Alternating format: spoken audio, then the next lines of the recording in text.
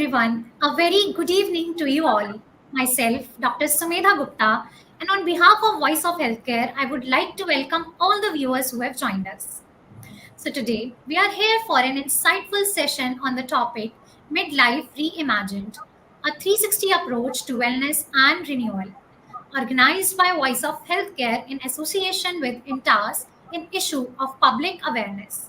So let's come together to empower ourselves with the knowledge that protects women health. Before starting the discussion, I would like to share some facts about the menopause. So in India, approximately 60% women are currently navigating menopause, with the average onset around 47 years. Common symptoms include hot flushes, night sweats, mood swings, and vaginal dryness, which can severely impact daily life and mental well being. Despite the significant prevalence of these issues, awareness and education about menopause are often very minimal, leading to a widespread misconception and stigma. Access to appropriate healthcare resource is particularly limited in rural areas, making it challenging for women to effectively manage their symptoms. Furthermore, HRT is underutilized even though it can provide substantial relief. Cultural perceptions surrounding aging and menopause often discourage open discussion, emphasizing the urgent need for comprehensive education and improved healthcare services to support women during this critical transition. And in the light of these stats and facts, the aim of this session is to break the taboo around menopause by raising awareness of its signs, symptoms, and health risks. We will address common myths, discuss coping strategies, and mental physical challenges, and also promote open dialogue to dismantle the stigma related to menopause. Additionally, we will highlight the policy advocacy and support group, fostering a supportive community for women to navigate this transition. To begin with the discussion, first I would like you all to please join me in welcoming our experts who are going to provide us with insightful information on understanding about the menopause A to Z. I would like to welcome Dr. Seema Sharma, Senior Consultant, Cloud9 Hospital, Chandigarh, Secretary, Menopause Society Region, Chandigarh. Good evening, Doctor. Welcome to the discussion. Thank you. Thank you so much for giving me this opportunity to join this wonderful session today. Thank you. You're welcome, Dr. Seema. Moving ahead, I would like to welcome Dr. Kamini Khurana, MBBS Gold Medalist, MS, ICMCH, Gynae and Obs, Medical Director, Ramtej Hospital, Agra. Good evening, Doctor. Welcome to the discussion. Thank you so much for giving me this opportunity. Thank you. Moving ahead, I would like to welcome Dr. Sadhna Gupta, Gold Medalist, Senior Consultant and Infertility Specialist, Jeevan Jyoti Multi-Specialist Hospital, Gorakhpur. Good evening, Doctor. Welcome to the discussion. Moving ahead, I would like to welcome Dr. Renu Makwana, Chief Medical Director and Gynae Obs, Head Feto-Maternal Specialist, Vasundhara Hospital, Jodhpur. Good evening, Doctor. Welcome to the discussion. Good evening. Good evening. Thank you for giving me this opportunity. Thank you. You're welcome, Doctor. Moving ahead, I would like to welcome Dr. Neeti Kotish, Director and HOD, Gynae and Obs, Fortis Escorts Hospital, Faridabad. Good evening, Doctor. Welcome to the discussion. Thank you, Dr. Sumedha, and thank you, Intas, for giving me this opportunity. So let's begin with the discussion. I would like to ask with Dr. Kamini Khurana, understanding about the menopause. I mean, how do you explain menopause both in the medical terms and in the everyday language? And what signs or changing help doctors or the individuals to diagnose it at the right age? A very warm good evening to all the viewers. So, if I talk in medical terms, the permanent cessation of the menstrual period for 12 months in a row, resulting from estrogen deficiency, and is not associated with any of the pathology, is called menopause. अब अगर हम बात करें day to day practice में या इन layman language, तो रजोनिवृत्ति का अर्थ होता है लगातार 12 महीने तक मासिक धर्म का न होना, और इस समय महिलाओं की अंडाशय से अंडा बनने की क्षमता लगभग समाप्त हो जाती है। भारत में अधिकतर महिलाओं की रजोनिवृत्ति की उम्र जो है वो 45 से 50 वर्ष तक की होती है, लेकिन कभी कभी कुछ महिलाओं में मेनोपॉज समय से पूर्व भी हो जाता है। ये नेचुरल स्वाभाविक भी हो सकता है, जिसको हम लोग प्रीमेच्योर मेनोपॉज कहते हैं, या फिर किसी कारण से यदि किसी महिला के दोनों अंडाशय निकाल दिए गए हो या उनका गर्भाशय निकाल दिया गया हो। इसके अतिरिक्त अगर किसी महिला को कैंसर जैसी बीमारी के कारण रेडियोथेरेपी या कीमोथेरेपी चलती है, तो उस कारण भी जो है वो मेनोपॉज हो जाता है। Thank you, Dr. Kamini, for these insights. And I think this is really important to understand this at the right age by the women. Moving ahead with the discussion to Dr. Seema Sharma, if we talk about like changes, so what are your views? I mean, at what age do women usually start experiencing the changes related to the menopause, and how they can prepare for the changes? Sumedha, as Dr. Kamini rightly pointed out कि menopause depend कर रहा है कितनी as पे हो रहा है और उसी के अकॉर्डिंग उसके सिम्टम्स मैनिफेस्ट करने लगते हैं। जैसे डॉक्टर साहब ने बताया कि some women will have an early menopause और a premature menopause. In that case, we define if a menopause is at 40 years of age. हमें सबको पता है कि इंडिया में एवरेज एज मेनोपॉज की 47 years है और 45 46 पे मेनोपॉज होता है, दैट्स ओके। बट अगर किसी को 40 पे मेनोपॉज हो रहा है तो it will be N early menopause.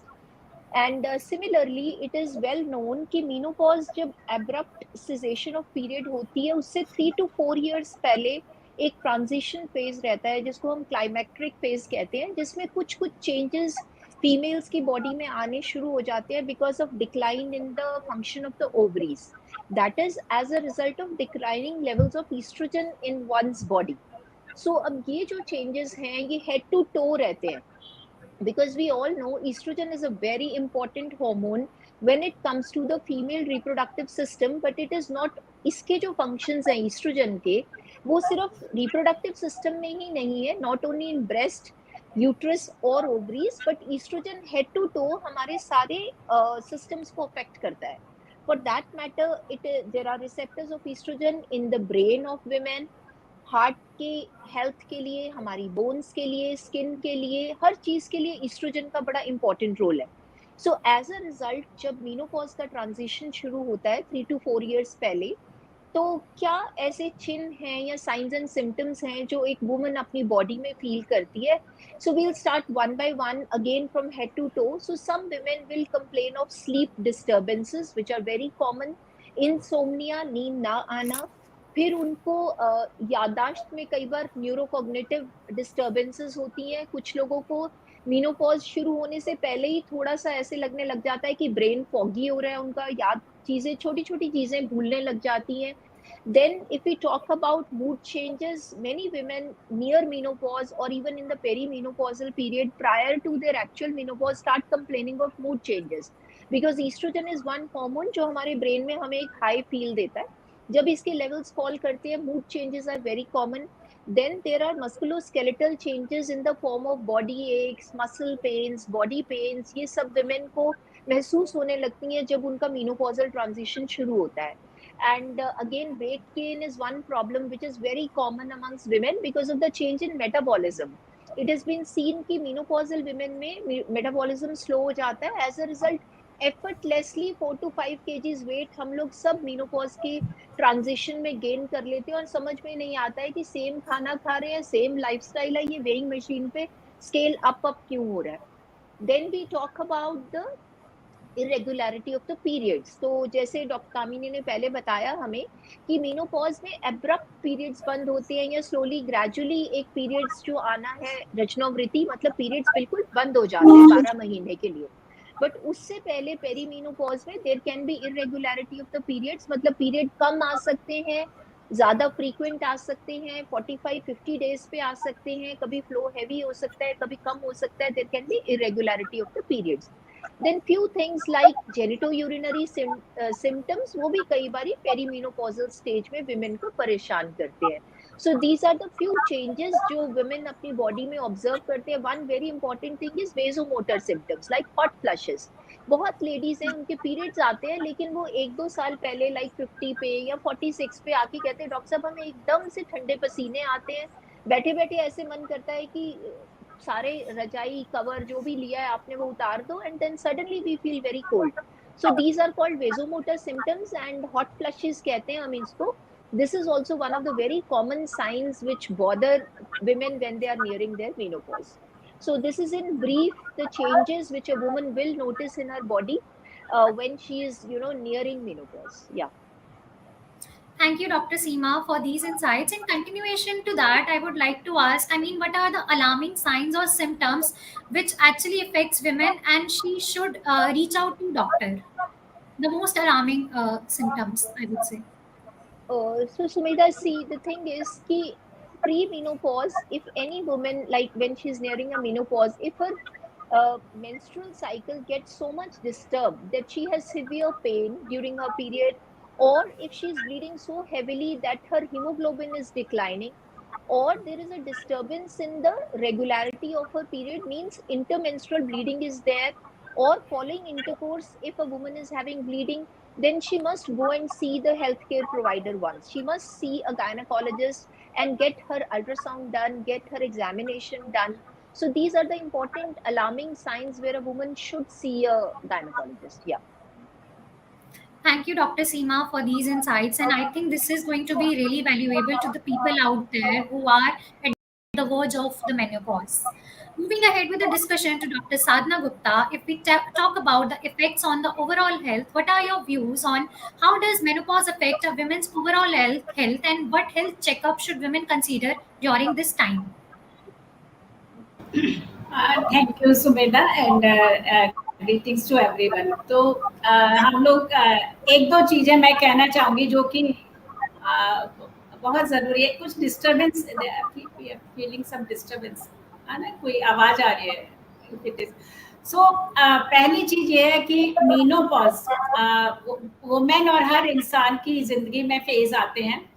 Adolescent एक एज होता है जब अचानक हार्मोन्स में बहुत चेंजेस आते हैं, और फिर मेनोपॉज एक फेज होता है जो कि जैसे एडोलेसेंट होता है वैसे मेनोपॉज में 5, 6, 7 साल तक चलता है, और करीब 10 साल के बाद जो चेंजेस, जो वेरिएशन होता है हार्मोन लेवल का, वो नॉर्मल हो जाता है. And then the other changes are only the age related.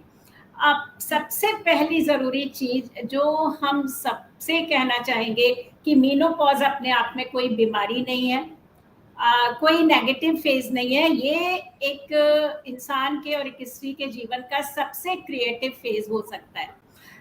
ये सबसे ज़रूरी चीज़ है कि हमको पॉजिटिव लेकिन उस फेज में जो भी हमारे हेल्थ रिलेटेड इश्यूज आते हैं और जो चेंजेस आते हैं, तो मैं इसको एडोलेसेंट से कंपेयर करना चाहूँगी. जैसे एडोलेसेंट में चेंजेस होते हैं और लोगों को हेल्प की ज़रूरत होती है और वो परेशान होते हैं क्योंकि उन्हें ये नहीं मालूम कि ये क्यों हो रहा है.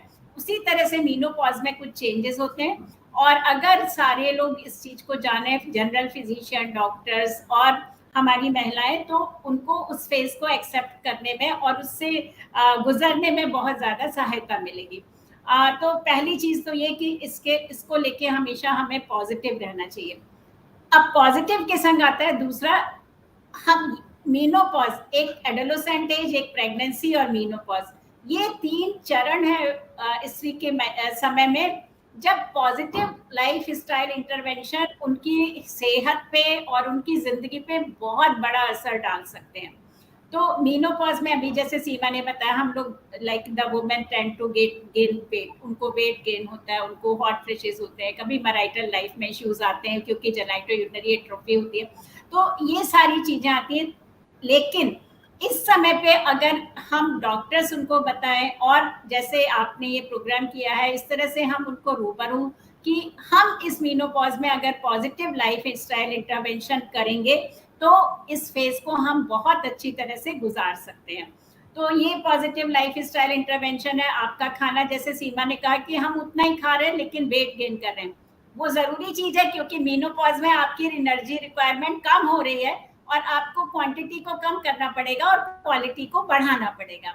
आपकी डाइट में कैल्शियम होना चाहिए, प्रोटीन होना चाहिए, आपकी एक्सरसाइजेज होनी चाहिए, आपका पॉजिटिव होना चाहिए, आपका मेंटल हेल्थ के लिए आपकी मेमोरीज हैं, गेम्स हैं जो आपकी मेंटल और मेमोरीज को शार्प करें. तो पहली चीज है कि ये बीमारी नहीं है. दूसरी चीज कि कुछ चेंजेस आएंगे जो स्वाभाविक हैं, उनसे डरने की जरूरत नहीं है. तीसरी चीज है कि पॉजिटिव लाइफ स्टाइल इंटरवेंशन इस समय बहुत जरूरी है, क्योंकि आगे हमारी नेचुरल एजिंग होने वाली है। हर जगह उसका बाउंड है कि उसके बोन है, उसका कार्डियोवैस्कुलर सेरेब्रोवैस्कुलर हेल्थ चेंज होगा। तो अगर हम इस समय में 2-3 चीजें करें, पहली चीज पॉजिटिव लाइफ स्टाइल इंटरवेंशन, दूसरा मैं चाहूंगी कि क्योंकि हमारी आने वाली इंडिया में अब मेनोपॉजल वुमेन और एल्डरली वुमेन ज्यादा होने वाले हैं, हम लोगों को ये, आप सबको ये कहेंगे कि 4-5 चीजें जो आप हर साल या 1.5 साल पे जरूर टेस्ट कराएं। पहला सिंपल है कि वजन आपका कितना है, दूसरा आपका ब्लड प्रेशर कितना है, तीसरा आपका थायराइड हार्मोन का क्या स्टेटस चल रहा है, क्योंकि एल्डरली एज फिर से एज होती है जब थायराइड डिसफंक्शन फिर से होते हैं, और ये करीब 30 to 40% लोगों को होते हैं। उसके अलावा ब्लड शुगर, जो कि खाना खाने के 2 घंटे बाद, या ग्लूकोज चैलेंज के साथ लिपिड प्रोफाइल, जो एक बहुत ज़रूरी चीज़ है। और इसमें भी थोड़ा सा आपको ये समझना पड़ेगा कि आपकी पास्ट हिस्ट्री क्या रही है, आपकी फैमिली हिस्ट्री क्या रही है। जब आप टेस्टिंग के लिए जाते हैं तो ये नहीं है कि सारे लोग एक जैसे होते हैं। आपको क्या प्रेगनेंसी में ब्लड प्रेशर बढ़ा था, आपको प्रेगनेंसी में डायबिटीज हुआ था, आपको पीसीओडी की प्रॉब्लम थी, आपने क्या इनफर्टिलिटी के लिए ट्रीटमेंट लिया था। इसके अलावा आपकी फैमिली में किसी को ओवेरियन कैंसर, किसी को एंडोमेट्रियल कैंसर, ब्रेस्ट कैंसर, ऐसी कोई बीमारी तो नहीं थी। और अगर कोई भी ऐसी चीज है तो आपको बहुत जरूरी होता है, अगर आपको पीसीओडी है तो मेटाबॉलिक डिसऑर्डर के लिए आपको बहुत जल्दी टेस्ट कराना है, बहुत पॉजिटिव लाइफ स्टाइल मॉडिफिकेशन लेने हैं। अगर आपकी फैमिली में एंडोमेट्रियल कैंसर या ब्रेस्ट कैंसर या ओवेरियन या मेल्स में कोलन कैंसर है, तो ये बहुत जरूरी है कि अदरवाइज हम सबका नहीं कराते कि हम एनुअल अल्ट्रासाउंड कराएं या हम एनुअल एग्जामिनेशन करें, लेकिन इन महिलाओं के लिए बहुत जरूरी है कि वो एनुअल अल्ट्रासाउंड कराएं और रेगुलर अपने डॉक्टर की चेकअप में रहें। तो ये कुछ टेस्ट हैं जिसके बारे में आपको पता होना चाहिए। और हम ये कहेंगे कि हम उस समय को देखना चाहते हैं जब हमारी गवर्नमेंट या मेडिकल इंश्योरेंस में ये इंटीग्रल पार्ट हो, जहाँ पे मेनोपॉजल वुमेन हेल्थ के लिए ये सुविधाएं पब्लिक सेक्टर में, प्राइवेट सेक्टर में हर जगह उपलब्ध हो। Thank you, Dr. Sadhna. मैंने आपका सवाल का जवाब दिया। Yes, definitely. Thank you, Dr. Sadhna, for explaining this very positively. And I think layman के लिए understand करना बहुत easy रहेगा इस चीज के साथ. Moving ahead with the discussion to Dr. Renu, if we talk about the diagnosis of menopause, how diagnostics are important to confirm about the menopause, and how do these tests or diagnostic methods help decide on the treatment? So, good evening, Dr. Sumedha. Thank you so much. And बहुत अच्छा अभी doctor साधना ma'am ने कितने अच्छे से सब कुछ explain किया है। Diagnostics to diagnose menopause, the first thing is cessation of menstruation. आपके पीरियड्स नहीं आ रहे, 1 साल तक नहीं आ रहे, तो ये लगता है कि मेनोपॉज और एज 45 के ऊपर है। तो परंतु अगर जल्दी 40 इयर्स या उससे कम एज में पीरियड्स आने बंद हो गए, 4 to 6 मंथ्स के अंतराल पे आ रहे हैं, और साथ में अगर वेजोमोटर सिम्टम्स भी हैं, जैसे हॉट फ्लैशेस हैं और बाकी जैसे पूरी बॉडी में पेन है, मूड स्विंग्स है, कुछ है, तो हम ब्लड टेस्ट करा सकते हैं कंफर्म करने के लिए कि प्रीमेच्योर मेनोपॉज तो नहीं आ रहा। उसके लिए हम FSH टेस्ट कराते हैं, और अगर 2 रीडिंग उसकी 25 3-4 महीने के अंतराल पे 25 से ज्यादा आ रही है FSH की, तो फिर ये मान के चलते हैं कि प्रीमेच्योर मेनोपॉज है। और ये ग्रुप पेशेंट जो कि अर्ली मेनोपॉज जिनको हो रहा है, इनको कुछ टाइम के लिए हार्मोन थेरेपी की जरूरत रहेगी, क्योंकि जैसा कि पहले वाले मैम ने बताया कि पूरी बॉडी में हमारे एस्ट्रोजन रिसेप्टर्स रहते हैं, और उसके कारण पूरी बॉडी हिल जाती है, mood swing, sleep disturbances, emotional wellbeing affect होती है, बार बार यूरिन की तकलीफ होती है, यूरिनल सिम्टम्स होते हैं, और वेजोमोटर सिम्टम्स जो मोस्ट डिस्ट्रेसिंग होते हैं। तो इनको मैनेज करने के लिए नेचुरल एज ऑफ मेनोपॉज तक आपको कुछ दवाएं लेनी पड़ती है। इसके अलावा जो टेस्ट है वो आपको कोमॉर्बिडिटीज रूल आउट करने के लिए कराने पड़ते हैं, जैसे कि आपका thyroid profile, thyroid lipid profile है, आपका ब्लड शुगर है, आपका बाकी फिजिकल एग्जामिनेशन है, वेट, हाइट, आपका BMI, BP, ये सब देखना होता है। और अगर आपकी फैमिली हिस्ट्री में कार्डियोवैस्कुलर डिजीज का रिस्क है या फिर कैंसर का रिस्क है, तो फिर आपको बाकी स्क्रीनिंग भी करानी पड़ती है। और इसमें हम बोलते हैं कि आप जैसे ब्रेस्ट सेल्फ एग्जामिनेशन करो, पर इसमें दिक्कत क्या है कि जब तक आप पाल्पेबल लंप फील करते हो तब तक वो स्टेज 2 होता है. तो why not give you screening mammogram at the age of 45 years so that we can rule out small lesions of breast. And अगर फैमिली में आपके ओवरिन कैंसर की हिस्ट्री है या कुछ और कैंसर की हिस्ट्री है तो आपको एक आपका सोनोग्राफी, जैसे कि साधना मैम ने कहा कि एनुअल आपको स्कैनिंग करानी चाहिए और सोनोग्राफी करानी चाहिए. तो ये सब टेस्ट आपके थोड़े से जरूरी हो जाते हैं इन चीजों के लिए. पर और अगर आपका पीरियड्स गए हैं 50 इयर्स के आसपास, 45-50 के आसपास गए हैं, तो भी आपको टेस्ट कराना चाहिए कि may be you may need hormone replacement therapy, but to whom to give and what to give, we need certain battery of test just to rule out comorbidities. और अगर symptoms है और आपको कोई रिस्क नहीं है तो आप कुछ टाइम के लिए हार्मोन रिप्लेसमेंट थेरेपी ले सकते हैं. और इसमें जरूरी जिनको की ना ड्राइनेस वजाइना होती है, रिकरेंट यूरिन इन्फेक्शन होते हैं, इन सब का प्रिवेंटिव इलाज है एस्ट्रोजन थेरेपी. और बाकी टेस्ट करके हम वो रूल आउट करते हैं कि कोई दवाइयों की के कारण कोई रिस्क तो नहीं है, हम आराम से दे सकते हैं या नहीं दे सकते हैं. तो इस तरह से हम 2 ग्रुप में डिवाइड करते हैं पेशेंट्स को, विद सिम्टम्स, विदाउट सिम्टम्स. जिनपे सिम्टम्स नहीं होते उनको हमको प्रिवेंटिव थेरेपी देनी होती है, जैसे कि वेट बेरिंग एक्सरसाइज, कुछ टाइम के लिए सनशाइन, विटामिन डी, और ये dietary modifications, sleep is the major thing कि आपका स्लीप हाइजीन सही हो, क्योंकि सबसे ज्यादा स्लीप ही डिस्टर्ब होती है और जो आपको दिक्कत करती है. और this is the time when you need to nurture your all 4 pillars of health, that is emotional, mental, physical as well as spiritual. So we need not to take go for investigation, but we need to counsel the patient about her symptoms, because patient may not know ki why this mental fogging is there, why there is some irritability, why there is loss of libido. So we need to counsel her about the things and change her lifestyle accordingly. So these are the tests one should go for them. Thank you, Dr. Renu, for explaining this very simply and positively. Moving ahead with the discussion to Dr. Neeti, I would like to ask, what signs do we look for to evaluate how severe menopausal symptoms are, and how does this affect the treatment options for the women? Thank you doctor Sumedha. वैसे तो इस बारे में elaborate काफ़ी चीज़ें कर चुके हैं, but the coming exactly to the severity of signs and symptoms of menopause, the first and the foremost and the most common symptom which the women present with are hot flushes and night sweats. And if we feel that the night sweats are mild and they are not disturbing their lifestyle and their day-to-day activity, then they can be managed by simple measures. Like we have to counsel a woman that she should wear loose clothes, she should be staying in a cool environment, she should avoid lot of caffeine, and if she is a smoker or something, then she has to reduce her smoking as well. But if the night sweats are severe and night sweats and hot flushes are severe, then she has to go on treatment. And the commonest treatment which is available for night sweats and hot flushes is the hormone replacement therapy.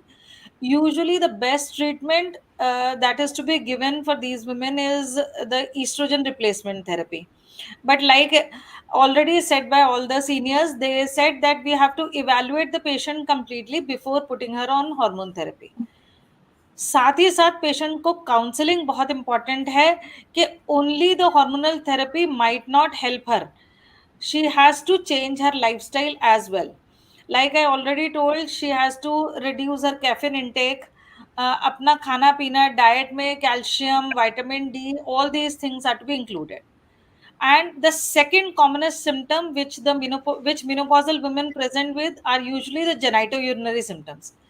इसमें mainly जो symptoms होते हैं वो है vaginal dryness हो गया, डिस्परोनिया, जो I mean while keeping the relations with the husband they have severe pain, urinary frequency, difficulty in passing urine, and these are the commonest genitourinary symptoms that female present with. And these symptoms required treatment, और इसके लिए female को counsel करना बहुत important है कि इन symptoms के लिए usually she doesn't need to go on oral hormonal therapy. Only the local hormonal therapy has quite good effect on these genitourinary symptoms. So she has to be told properly how to apply the local estrogen, when to apply, for how long to apply. All these things are very important. And usually जो high risk patients होते हैं जिनमें कि हम oral hormonal therapy नहीं दे पाते हैं, उन लोगों में भी local oestrogen therapy does help. And वो बहुत कम एब्जॉर्ब होती है सिस्टमिकली, मतलब हमारे बॉडी में वो कम एब्जॉर्ब होती है, तो हम उसको सेफली हाई रिस्क पेशेंट्स में भी काफ़ी कुछ दे सकते हैं to relieve them of these very distressing genitourinary symptoms. The third most important symptom is the bone health, which usually doesn't present. Sometimes जो मिनोपॉजल विमेन होती हैं उनको अपनी बोन हेल्थ खराब है ये पता ही तब चलता है जब उनको फ्रैक्चर हो जाता है. तो that is one very distressing thing which happens in a menopausal women. So she has to be counselled priorly itself कि आपको अपनी बोन हेल्थ का ध्यान रखना है. और उस बोन हेल्थ के I mean these are the severe symptoms कि जब फ्रैक्चर होना शुरू हो गया, और तब उनको काउंसलिंग के साथ साथ मेडिकेशंस जिसमें के along with calcium, vitamin D, there are certain specific bisphosphonate group of drugs which are usually prescribed to these women to overcome their bone health problems. इसके लिए स्पेसिफिकली सिर्फ ये ट्रीटमेंट के साथ साथ bone strengthening exercises are very important. So they have to be told about the regular walking. Swimming is one exercise. Weight bearing exercises are important. Strengthening exercises are important. और आजकल जो है उसमें सिर्फ बोन के साथ साथ muscle health is very important. Sarcopenia is one thing which is more stressed upon these days, along with osteoporosis and osteopenia. So this is the third symptom. Then fourth one, which is a severe symptom which the patient can menopausal present, is usually sleep disturbances. And there is like insomnia is there. She has to get up again and again for passing urine. So there is disturbance of sleep. And mainly for these things, if the symptoms are very severe, then she needs medication for this. And there are certain antidepressants available, or very mild drugs which are also available like gabapentin and all, which can be prescribed for these symptoms. And the last, but I think the most distressing symptom which happens is usually the cognitive failure. Like there are memory lapses. They tend to forget what they are about to say. They tend to forget what thing where they have kept, कहाँ क्या रख दिया है भूल जाते हैं, क्या बोलने वाले हैं ये भूल जाते हैं, कभी कभी चीजें रख के भूल जाते हैं. तो उसके लिए जो ब्रेन फॉग बोलते हैं उसके लिए basically they usually need mindful exercises. And sometimes if the symptoms are very worse, then they need to be put on some antipsychotic drugs. And cognitive behavioral therapy is one thing which is very important for these symptoms if they are severe. Thank you, Dr. Neeti, for such an insightful information. And I think this is going to be really valuable for the people who are at the verge of the menopause. Moving ahead with the discussion to Dr. Kamini, if we talk about the recognizing the hidden symptoms or maybe the missed symptoms, so what are your views on the symptoms of menopause that women might miss, and how can healthcare providers better inform their patients about them? Dr. Kamini, please unmute your mic. Thank you, Sumedha. This is a very relevant question, and most of the things are being discussed by Dr. Sadhna, Dr. Seema and Dr. Neeti. अगर हम menopause के symptoms की बात करें तो हम इसको basically 3 phases में डिवाइड कर सकते हैं. कुछ सिम्टम्स ऐसे होते हैं जो मेनोपॉज के सेटल होने से पहले स्टार्ट होते हैं, जैसे कि डॉक्टर सीमा ने बताया था. और जब मेनोपॉज सेटल होती है तो इनिशियली कुछ दिनों में रहते हैं क्योंकि एस्ट्रोजन के लेवल्स कम हो जाते हैं, जिसमें कि उन्होंने डिस्कस किया कि अनियमित मासिक धर्म और हॉट फ्लैशेस जिसमें patient most of the time क्या होता है, पेशेंट को बहुत गर्मी लगती है, बहुत ज़्यादा पसीना आने लगता है, और इस तरह के पेशेंट्स बहुत परेशान होकर आते हैं, उनको लगता है शायद उनको कुछ कार्डियक प्रॉब्लम हो गई है।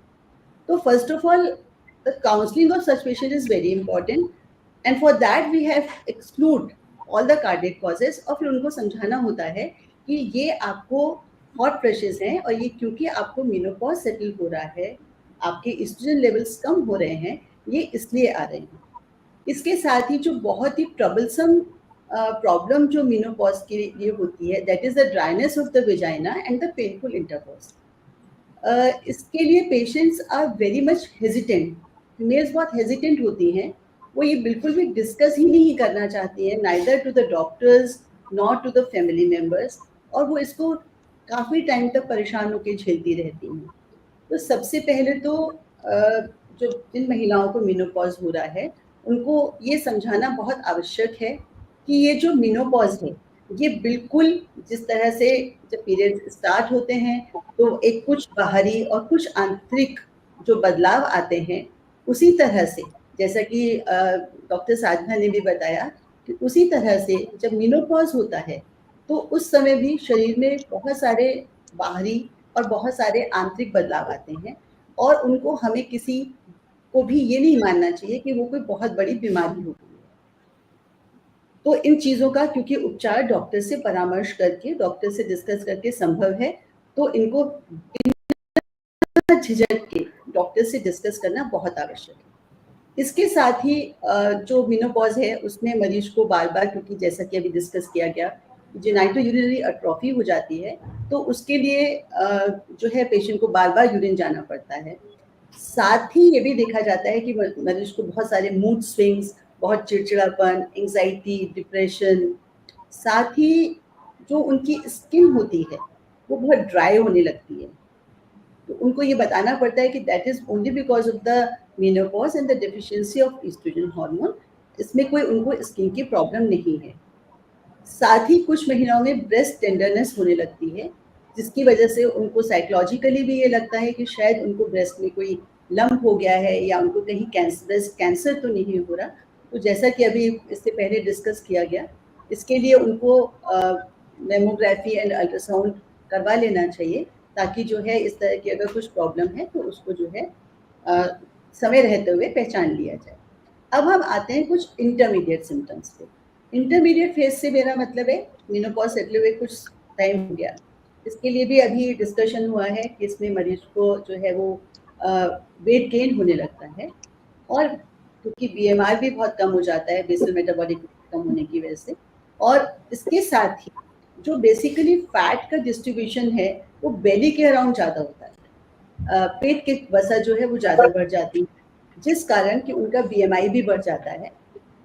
और साथ ही ये जो पेशेंट्स होते हैं, इनको ये बताना पड़ता है कि इसमें आपको, क्योंकि आपका जो है वो बीएमआर कम हो गया, बेसिक मेटाबॉलिक रेट कम हो गई है, तो उनको अपना डाइट थोड़ा सा कंट्रोल करना चाहिए, और डाइट में उनको कम फैट वाली जो है वो चीज़ें लेनी चाहिए।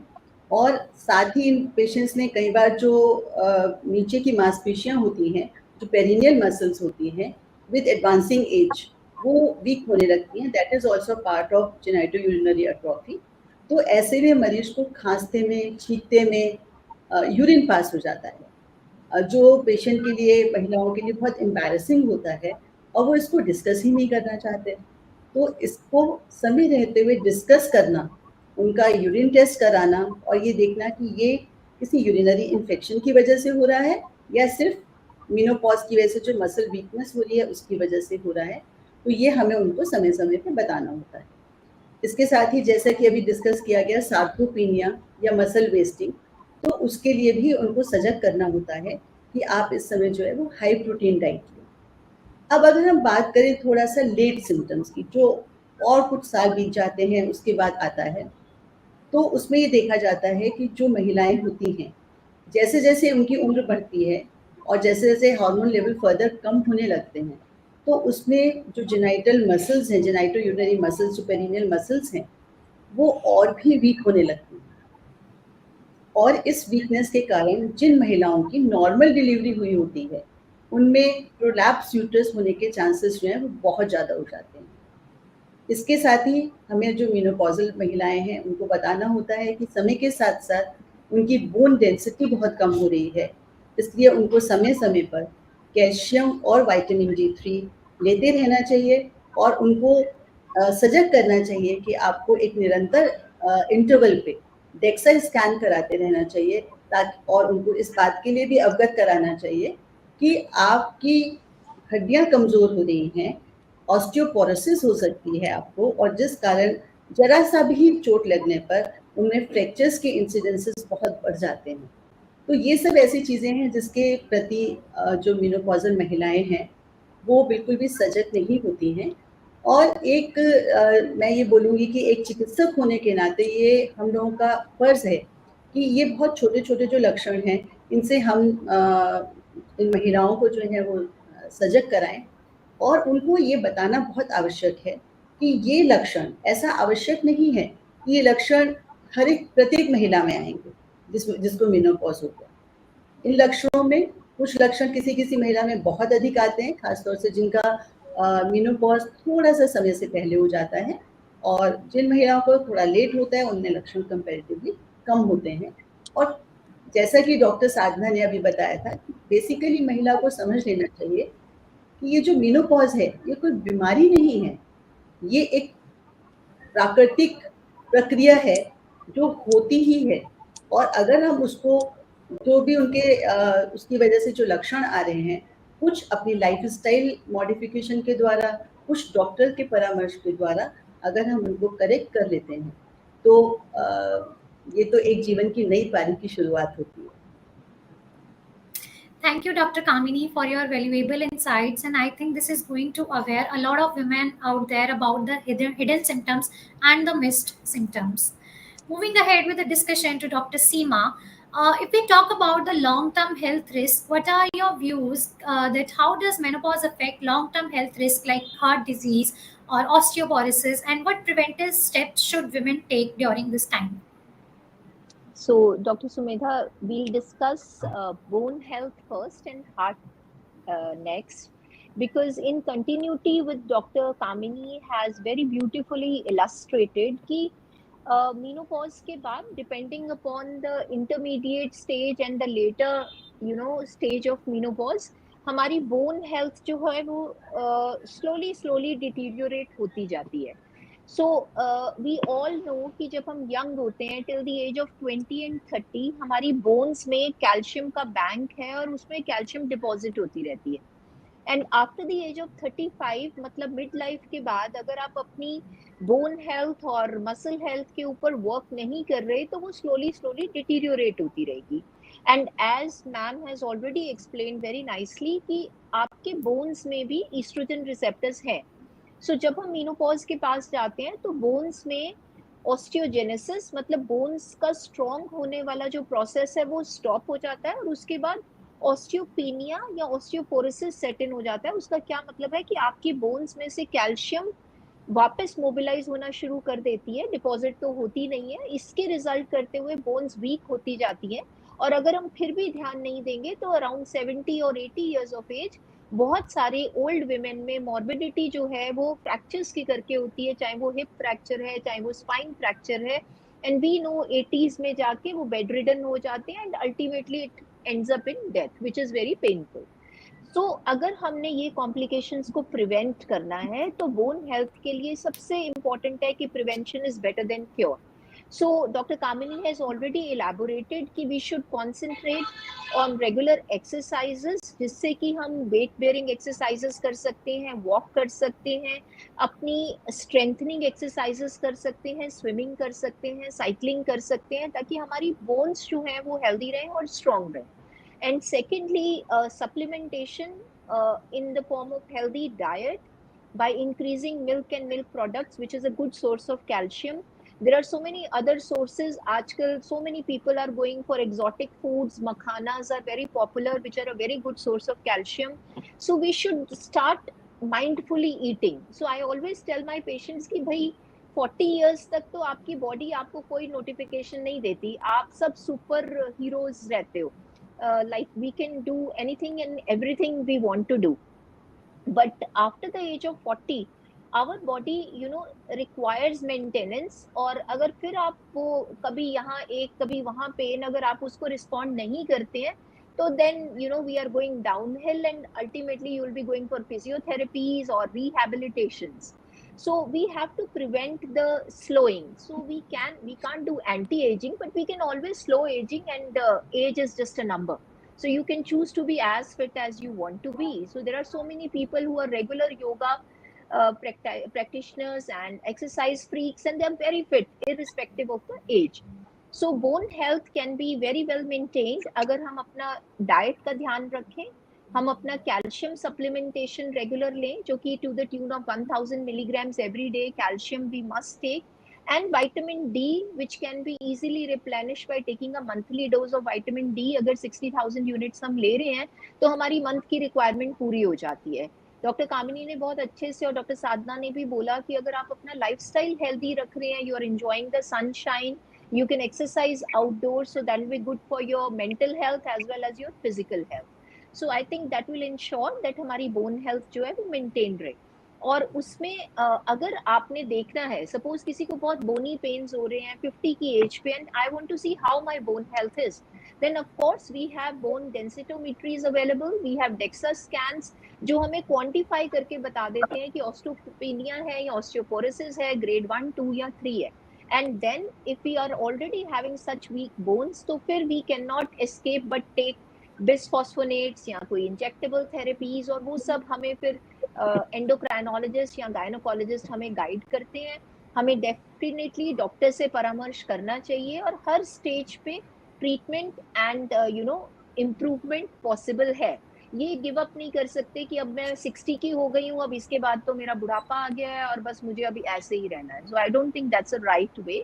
सो डॉक्टर साधना ने बहुत अच्छा कहा था कि this is another innings which we are going to start, and if we approach it in a positive frame of mind, lot of things can be helped. So that is about the bone health. Now talking about the cardiac problems. See, there are many women who will come when they are near menopause. पहले तो जैसे ma'am ने ही बोला था कि we think hot flushes हो रहे हैं मतलब heart disease हो गई है, शायद heart attack आ रहा है, क्योंकि वो feeling, वो sinking sensation ऐसी आती है. So वहाँ हम डर के जरूर एक बार डॉक्टर के पास आते हैं, अपना ECG कराते हैं. But अगर routinely पूछो तो 80% women we are very used to ignoring our health and we hardly ever check our blood pressures. So menopause is the time when we manifest hypertension, diabetes, and then we think कि शायद menopause cause कर रहा है. Actually menopause cause नहीं कर रहा, it is coincidental कि उसी stage पे ये सारे diseases भी आते हैं. So for the sake of the health of the heart, अगर हम अपने वेट के लिए कॉन्शियस हैं, अपने लिपिड प्रोफाइल्स हम वंस इन अ ईयर करते हैं और कोलेस्ट्रॉल को अंडर चेक रखते हैं और हमारी एफर्ट टॉलरेंस अच्छी है, तो हमारा हार्ट अच्छा काम कर रहा है. बट ऑफ कोर्स अगर कोई हाइपरटेंसिव है, उसको अपनी ब्लड प्रेशर की दवाई खानी चाहिए. अगर उसको थायराइड डिसफंक्शन है, उसको अपना थायराइड करेक्ट करना चाहिए. अगर हम बीपी को अंडर कंट्रोल रखेंगे तो हमारा हार्ट बहुत देर तक हमारा साथ देगा. पर अगर हम हाई बीपी के लिए मेडिसिन नहीं लेंगे, it will affect our heart adversely and ultimately we will have cardiovascular diseases. So I think if we keep our weight under control, mindful eating by keeping our cholesterol under control, and taking care of hypertension and thyroid disorders, so we can take care of our cardiac health as well. So that is all I have to say about the heart health and bone health. Yeah. Thank you, Dr. Seema, for the valuable advices and recommendations. Moving ahead with the discussion to Dr. Sadhna, I would like to have your views on the mental health impact. How does the menopause affect mental health and overall well-being of an individual, and how can doctors check for the related issues in their patients?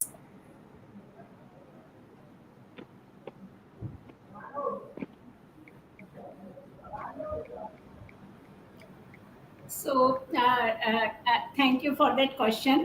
क्योंकि mental health हमारे देश की बहुत बड़ी समस्या बन चुकी है. मैं दो चीज़ें कहना चाहूँगी.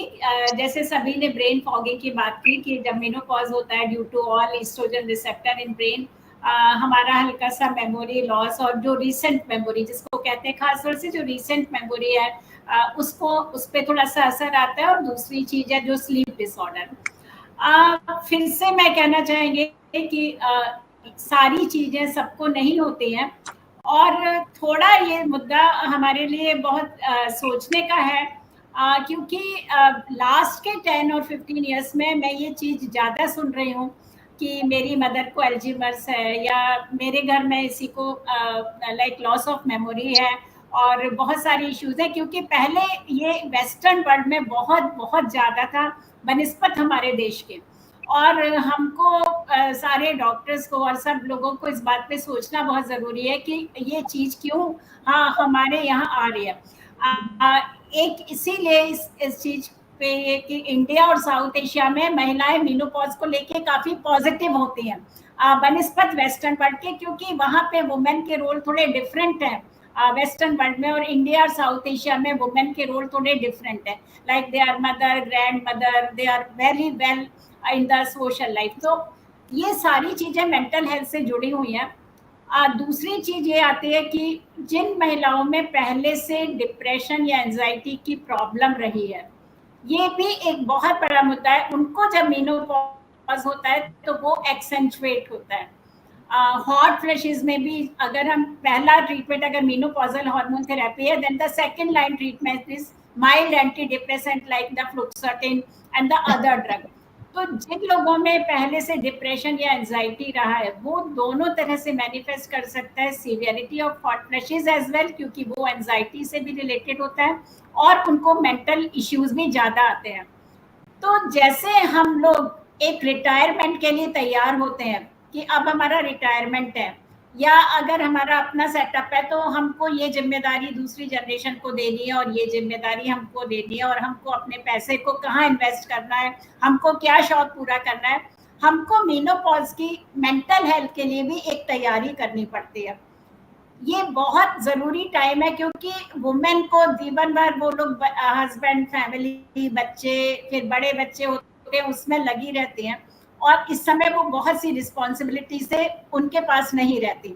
ये समय जब आपकी कोई भी हॉबीज हैं जिसमें खासतौर से दिमाग का इस्तेमाल होता है, जैसे क्रॉसवर्ड पजल है, रीडिंग है, राइटिंग है, कोई म्यूजिक सीखना है, गार्डनिंग है, ये सारी चीज़ों को अगर आप लोग हैबिट में डालेंगे, ना केवल आपको बहुत अच्छा लगेगा, आपकी क्रिएटिविटी आएगी आपकी लाइफ में, आपकी मेंटल हेल्थ बहुत ज़्यादा अच्छी रहेगी। इसके अलावा जो सोशल चीज़ें, इंडिया में क्यों पहले इतना अल्जाइमर्स नहीं होता था और अब हो रहा है, क्योंकि अगर किसी ने अतुल गौड़े की किताब पढ़ी है बी मॉर्टल्स, तो वो इंडिया और वेस्टर्न वर्ल्ड के ओल्ड एज को बहुत खूबसूरती से डिफ्रेंशिएट करते हैं।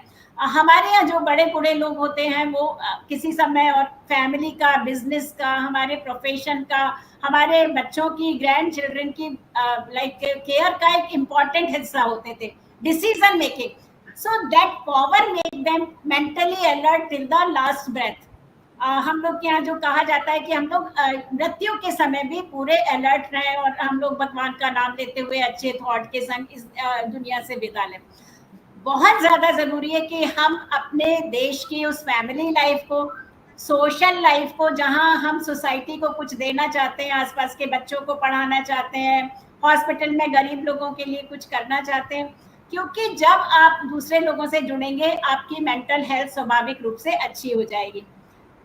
जहाँ तक दवाइयों का सवाल है, मेनोपॉजल हार्मोन थेरेपी, जैसा कि सबने बताया, 2 इम्पॉर्टेंट चीज़ें हैं जहाँ हम उसको ज़रूर देना चाहते हैं, हॉट फ्लैशेस और जेनिटल यूरिनरी एट्रोफी, जो एब्सोल्यूट चीज़ें हैं जहाँ पे वो वाकई मदद करती हैं। मेनोपॉजल हार्मोन थेरेपी खासतौर से जिन लोगों को पहले डिप्रेशन या सैडनेस की शिकायत है, उनको पेरीमेनोपॉजल एज में अगर हम MHT या मेनोपॉजल हार्मोन थेरेपी देते हैं तो थोड़ा सा वो एक्सेंचुएट कर सकता है, लेकिन केवल मेंटल हेल्थ के लिए हम मेनोपॉजल हार्मोन थेरेपी दें, ऐसा यूजुअली हम लोग नहीं करते हैं।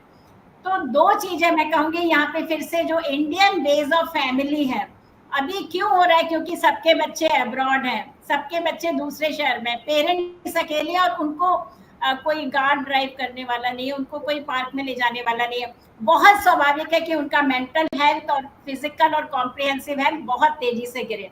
तो हम सबको इस पे विचार करना है कि हम अपने बुजुर्गों को जो मेनोपॉजल वुमेन है और क्यों दूसरों को, हम खुद अपने से खुश रहें, हॉबीज डेवलप करें, पार्क में जाएं, घूमें, सबकी जिंदगी में इंटरेस्ट लें, और फैमिली मेंबर्स की भी जिम्मेदारी है कि वो उनको अपने जीवन में सम्मिलित करें. Thank you, Dr. Sadhna, for explaining this very beautifully.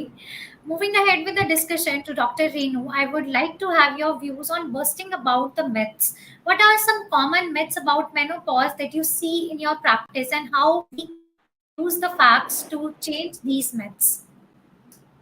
Okay, so Sadhana ma'am ने अभी इतने अच्छे से एक्सप्लेन किया है, इट्स वंडरफुल कि हम अपनी जो लाइफ एक्सपेक्टेंसी तो बढ़ रही है, परंतु सेम टाइम में मेंटल हेल्थ पे दिक्कत आ रही है, क्योंकि बात करने को कोई लोग नहीं है, बात करने को कम लोग है, इसलिए मेंटल हेल्थ तेजी से गिर रही है.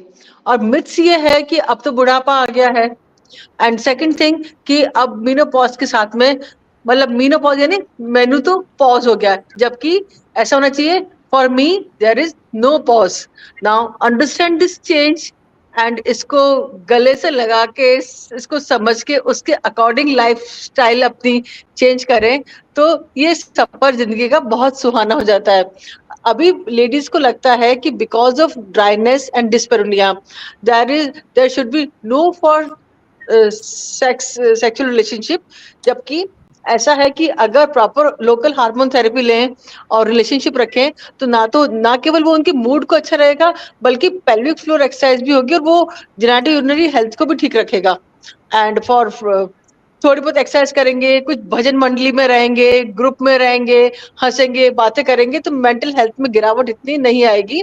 और म्यूजिक सीखते रहेंगे तो ऑब्वियसली उनके न्यूरॉन्स जनरेट होंगे, कुछ क्रॉसवर्ड पजल्स ठीक वो करेंगे तो ठीक रहेगा.